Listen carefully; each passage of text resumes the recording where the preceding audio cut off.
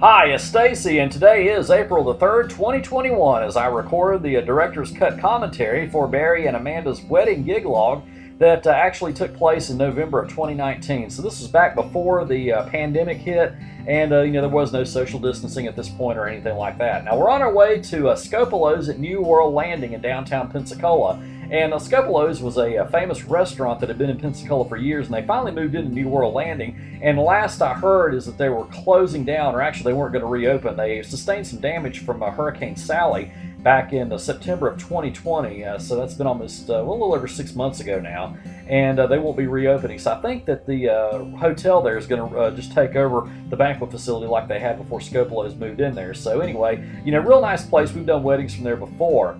Now let me tell you a little bit about this bride and groom. I had met them through an email, actually. The bride had found me online, and we talked everything over. She wanted to do a family mashup dance, which you'll see here in a little bit. Once we get to that point in the video, I think I'll just be quiet and I'll just let you watch that, because it was pretty funny. We put that together and they practiced that. It was a lot of fun when they did the family mashup dance. But anyway, we were on our way to this particular venue. Now here we are inside the reception area. You can see we did some uplighting, and you'll briefly see their monogram. You'll see that again here in a little bit.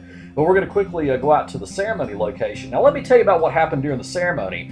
As you know, I always take 2 computers to every event that I do.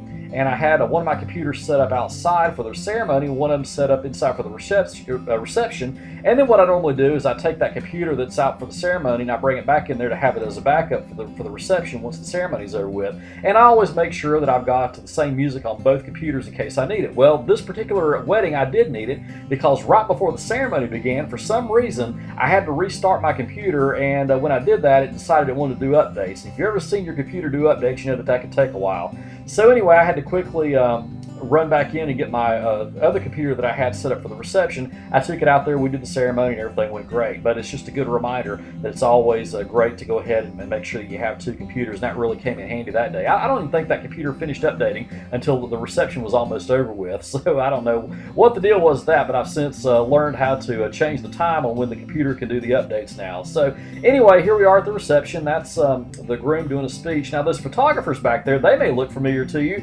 because they are the bride and groom from last week's wedding gig log. Now I had actually met them at this particular wedding, and then they hired me to do their wedding, which took place last week on March 27th of 2021. So yeah, if they look familiar to you, that's why.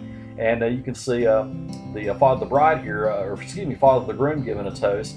And this was just a very, very fun group. Now you can see their monogram back there. We had that to set up for them. And a lot of people ask me where do I get my monograms from, and we order those from NLFX Professional. And they're a really good company. They make really good monograms, and basically I just put it in the machine and just aim it, and you can see my gobo projector right there against that back wall by that uplight, and that's what's projecting it right there on the wall. So yeah, I highly recommend NLFX if you're looking to get gobos. But anyway, back to this particular reception. Now they were giving some good advice here during the toast. And this was just a very fun bride and groom. This is a very fun event too. Now this room is just one part of a big, larger room. As you can tell, they got those temporary walls up there, but I've been in there when they've had all the walls down. It's just a really big banquet facility in there. And this particular room, I've done ceremonies in that room and had the reception in other rooms, and just different things. I mean, I've probably been just about in every room of this entire facility. So it's a beautiful facility, and they'd remodeled it just a few years ago as well. Now here's our bride and groom doing the cake cutting, and this was always a fun time. I mean, I always encourage the bride and groom to just have fun with the entire reception, including the cake cutting and everything else that they do. And this bride certainly did. I mean, we met at Starbucks and we talked it over and everything, and she said she wanted just to have a good time, and that's really what we did. This is one of the nicest brides and grooms that I ever worked with. And here we go with their first dance. Now you can tell that they definitely practiced this one. And this was something that was, just really neat for them to do. And she told me that they practiced this one. They also practiced some other dances that she did. I think her father bride dance, they practiced that, and then the family mashup dance they did. You'll see here in a little bit as well. So yeah, I'm not sure if she does dancing for a living or took dance lessons or whatever. But like I said, you can definitely tell that they put some practice in on this. Okay. Now here she is dancing with her father, and again you can tell that they kind of practiced this one too. This is something that they had decided to do. And of course you can see our uplighting back there in the back. Those are just regular park hands I've got back there, so that really makes a difference when you notice how it just illuminates that wall, and you can see their monogram over there on the other side. So yeah, just a beautiful, beautiful location and a great place to have a wedding. And like I said, I've done plenty of events in this particular venue before, and in this room. I've even done wedding ceremonies in this room as well.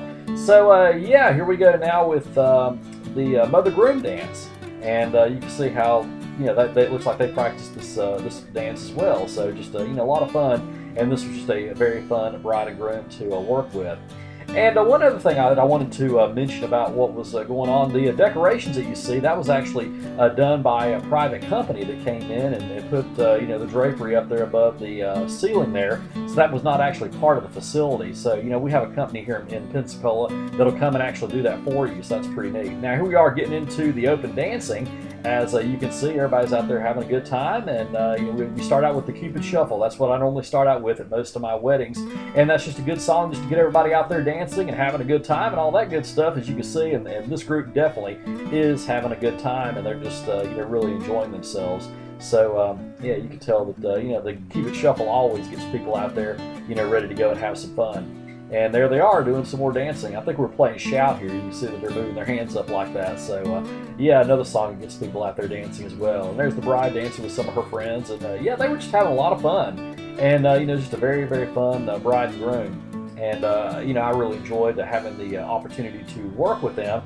And once you get into open dancing, it's pretty much just really just a big party from that point on. That's why I always recommend to my brides to make sure that we get everything done early, as far as the bouquet throw, garter toss, all the toast, cake cutting, all that stuff. Get all that done before you open the dance floor, because once you open the dance floor, you're going to have people that are going to leave and all that kind of stuff. And we just kind of leave the party people there once the open dancing begins, and we just party for the remainder of the evening, all the way until it's time to do the bride and groom's final dance. And of course sometimes they may want to do the money dance or something like that, so we'll definitely do that.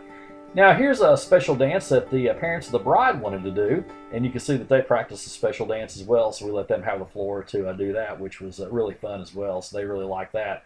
And you can see everybody's got their cameras out taking pictures of this. So the bride's parents had worked on this for a while too, trying to get master this, and they did a good job with it too. I mean, like I said, you can tell that they really practiced on this, and they really wanted that to be something special. And this was another song that she wanted me to play, and actually this was the Colin Baton Rouge, I believe, is what I was playing here, because Amanda was a big LSU fan. I think LSU may have won that day. They may have won their football game, and I think we just found that out or something. I can't really remember, but we'll have to look back on that. But anyway, I played that song, and she loved it. You can tell she's out there having a good time with that. So yeah, as we look back at the uplighting, you see again the monogram back over there, and you can see she's just having a good time there with her friends, and they definitely did have a good time that night as well. So now I'm just going to just be quiet just for a few seconds while you watch the family mashup dance, and I'll talk to you as soon as that's over with.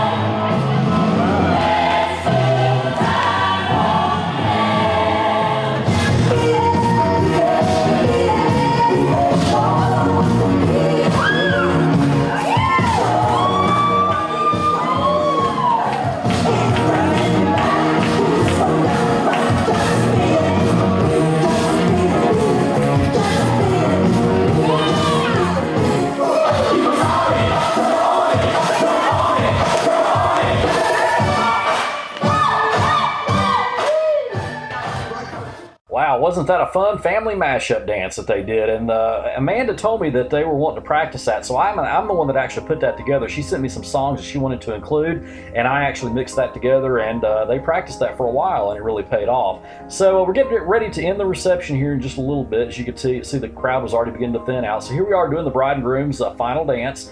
And we always had the bride and groom stand in the middle of the dance floor, and we ask everybody to form a circle around them for their final dance as we get ready to end the reception.